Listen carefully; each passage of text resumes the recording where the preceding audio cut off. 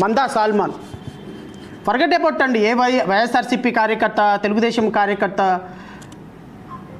నేను అలా అనుకుంటే నాకు తెలిసి డాక్టర్ సుధాకర్ ఆయన కూడా ఒక పార్టీకి సానుభూతిపరుడు.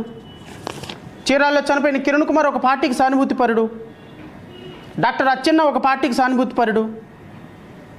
ఇలాగా వీరందరూ కూడా రాష్ట్రంలో ఒక దళిత బిడ్డలుగా ఉన్నటువంటి వీళ్ళు ఈరోజు మందా సాల్మన్ పిన్నెల్లి గ్రామంలో టీడీపీ గోండాల ఇనుపరాట్లతో విచక్షణారహిత దాడికి తెగబడటంతో వైఎస్ఆర్సీపీ కార్యకర్త మందా సాల్మన్. నేను అడుగుతున్నా, దళితుల మీద జరుగుతున్నటువంటి దాడుల్లో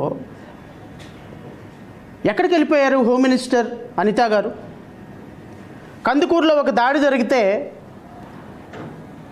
కాపులకి కమ్మలకి మధ్య దాడులు జరిగితే పరిగెత్తుకొని వెళ్ళిపోయి లక్షల రూపాయలు 10 ఎకరాల డబ్బులు ఇచ్చేసి దానికి ఒక కమిటీ కాన్స్టిట్యూట్ చేసి మీరు వాళ్ళకి సపోర్ట్ చేసి వచ్చారంటే పవన్ కళ్యాణ్ పార్టీ కాబట్టా, పవన్ కళ్యాణ్ కులం కాబట్టా? అంటే దళితుల మీద దాడి జరిగితేనేమో కనీసం స్పందించరా? ఎవరిపైనా ఒక చిన్న ఆరోపణ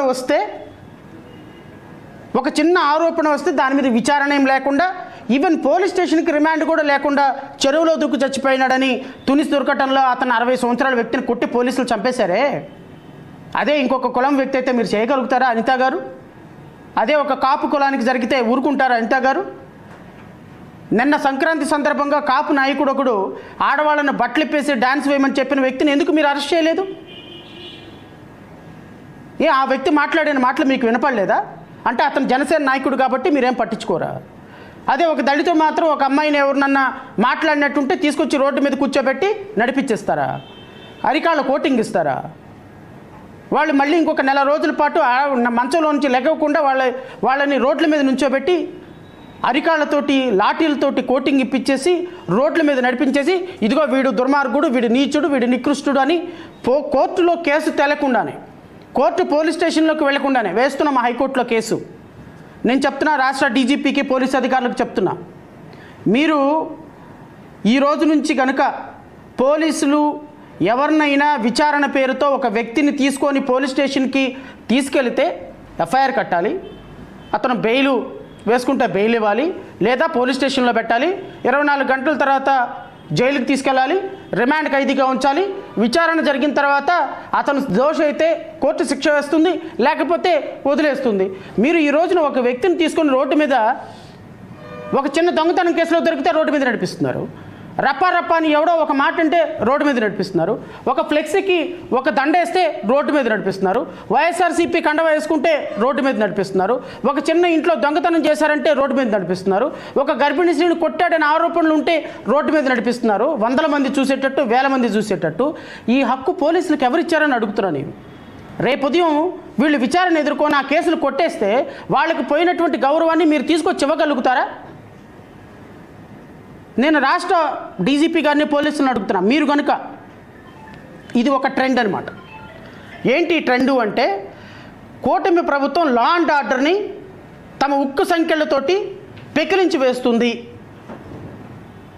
బహుశా పవన్ కళ్యాణ్ గారు చెప్పింది ఇదేనేమో, కొత్త చట్టాలను తయారు చేసి రాష్ట్రంలో లా అండ్ ఆర్డర్ని క్యాప్చర్ చేసి లా అండ్ ఆర్డర్ని తగ్గిస్తాము, లా అండ్ ఆర్డర్ని బాగా కంట్రోల్ చేస్తామని బహుశా ఇలా రోడ్ల మీద నడిపించి కంట్రోల్ చేస్తారేమో, నాకైతే తెలియదు. దురదృష్టం ఏంటంటే వీళ్ళు ఎంత రోడ్ల మీద నడిపిస్తుంటే అన్ని సంఘటనలు ఎక్కువైపోతాయి.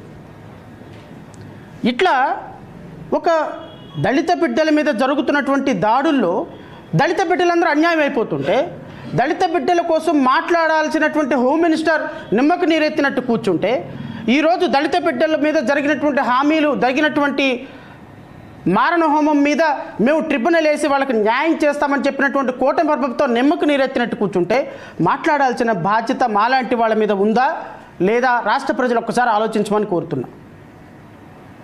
ఈరోజు దళిత బిడ్డలు మీద జరుగుతున్నటువంటి మారణ హోమం కూటమి ప్రభుత్వంలో హోమ్ మినిస్టర్ ఉన్నప్పటికీ కూడా, ఒక దళిత హోమ్ మినిస్టర్ ఉన్నప్పటికీ కూడా, ఈరోజు రాష్ట్రంలో బలి కాబడుతున్నటువంటి ప్రతి ఒక్క 100 మందిలో 60% మంది దళితులు ఉన్నారు అంటే ఇట్స్ రియల్లీ షేమ్డ్. రాష్ట్ర ప్రభుత్వం అధికారంలోకి వచ్చిన తర్వాత నేను ఇది ప్రజాగళమని గౌరవ ముఖ్యమంత్రి గారు, గౌరవ ఉప ముఖ్యమంత్రి గారు ఇచ్చినటువంటి మేనిఫెస్టో, ఈ మేనిఫెస్టోలో చదవటానికి చాలా ఉన్నాయి. బట్ నేను మాత్రం కేవలం ఎస్సీ ఎస్టీలకు సంక్షేమం కోసం ఇచ్చినటువంటి మేనిఫెస్టోను చదివి వినిపిస్తా. వీళ్ళు చెప్పిన మొట్టమొదటి సంక్షేమం ఎస్సీ ఎస్టీలకి సప్లాన్ నిధులు వారి అభివృద్ధికే ఖర్చు చేస్తాం. నేను అడుగుతున్న ఎస్సీ ఎస్టీల సప్లాన్ నిధుల్లో ఈ రోజు వరకు ఒక్క రూపాయి కూడా ఖర్చు చేయని 18 నెలలు 19 నెలలు అయినటువంటి ప్రభుత్వం ఎవరుందంటే మీ ప్రభుత్వమే. ఎక్కడ సప్లాన్ నిధులు వెళ్ళినాయో నాకైతే తెలీదు.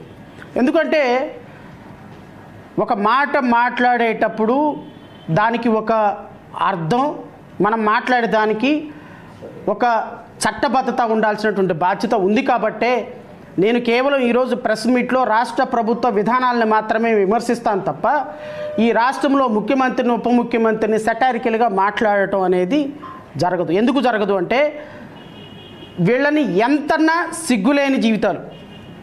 అది కూడా చెప్తున్నా, వీళ్ళకి అధికారం ఒకసారి వచ్చేసింది, ఇంక ఎవడేమంటే ఏంది దులుపుకొని పోవటమే, దుమ్ము దులుపుకొని వెళ్ళిపోవటమే. ఒక రాష్ట్ర ప్రభుత్వానికి ఒక బాధ్యత ఉంటుంది, మనం ఇచ్చినటువంటి మాటకు ఒక విలువ ఉంటుంది. ఏమి లేదు, సిగ్గు లేదు. రోజుకి ఇంత డబ్బులు వస్తున్నాయి, ప్రజలు ఇచ్చిన అధికారం ఉంది. ప్రజలు రేపొద్దున మళ్ళీ కావాలంటే వాళ్ళ దగ్గరికి వెళ్ళి మళ్ళీ 4 మాయమాటలు చెప్పొచ్చు. ఆ 4 మాయమాటల్లో ప్రజలే ఓట్లేస్తారు, మన దగ్గర డబ్బులు ఉన్నాయి అనేటువంటి ఒక అహంభావం. ఎవరినైనా చంపినా ఏం మాట్లాడినా కూడా తుడి చేసుకుపోవచ్చు అనేటువంటి ఒక అహంభావన. అలాంటి అహంభావన ఉన్న వాళ్ళకి ప్రజల ద్వారానే సమాధానం చెప్పించాను. నేను అందుకని ప్రజలనే అప్పీల్ చేస్తున్నా. ఈ రాష్ట్ర ప్రభుత్వం ఇచ్చినటువంటి హామీలని ఏ విధమైనటువంటి హామీలు కూడా అమలుపరచకుండా ఈరోజు దళిత బిడ్డల మీద మారణహోమం చేస్తుంటే ఈ జాతి ఎందుకు ఈ రాష్ట్ర ప్రభుత్వాన్ని మీద ఈరోజు రాష్ట్ర ప్రభుత్వాన్ని గద్దె దించేటువంటి బాధ్యత తీసుకోదు అని మీ ద్వారా రాష్ట్ర ప్రజలను అడుగుతున్నాం.